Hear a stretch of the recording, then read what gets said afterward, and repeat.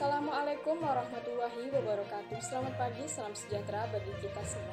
Saya Ismawati dari Prodi Ilmu Pemerintahan Universitas Abdurrahman akan membawakan pembahasan berita yang teraktual, tajam, dan terpercaya. Selanjutnya kita akan beralih ke pembahasan.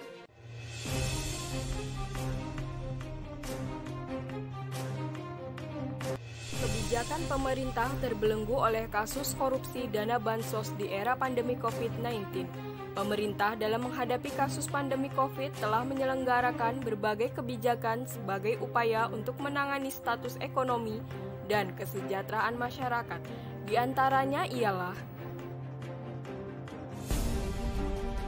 meski berbagai bantuan telah digulirkan, banyak di antara masyarakat yang ekonominya belum pulih sejak pandemi. Bahkan sejumlah pejabat negara dan pengamat memprediksi Indonesia akan mengalami resesi di kuartal 3 tahun ini. Hal ini dapat disebabkan oleh 3 hal, yaitu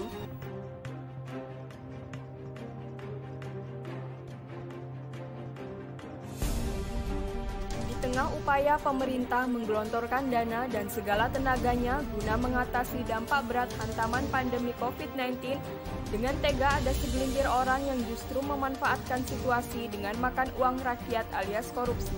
Yang lebih ironis, dana yang dikorupsi adalah dana bantuan sosial COVID-19 yang notabene adalah hak rakyat kecil yang benar-benar susah dan tercekik kondisi ekonomi akibat pandemi. Berawal dari penangkapan pejabat Kementerian Sosial, akhirnya korupsi bansos COVID-19 terbongkar hingga libatkan sang mantan Menteri Sosial, Juliari P. Batubara, dilakukan dalam penyaluran bantuan sosial COVID-19 yang notabene merupakan dana penanggulangan bencana, dan akhirnya menyerahkan diri ke KPK pada Minggu setelah ditetapkan sebagai tersangka kasus dugaan korupsi bantuan sosial, dilanjutkan oleh tersangka yang terkait lainnya. Dengan adanya kasus tersebut, kebijakan pemerintah yang seharusnya dapat berjalan dengan baik untuk mensejahterakan perekonomian masyarakat dalam menghadapi pandemi COVID terbelenggu oleh para koruptor yang hanya mementingkan kepentingan pribadinya saja, sehingga tujuan dari kebijakan-kebijakan yang telah dibuat semakin rawan oleh kehadiran para lembaga atau aparat negara yang tidak bertanggung jawab hingga menimbulkan kerugian dan keresahan pada masyarakat di era pandemi COVID-19.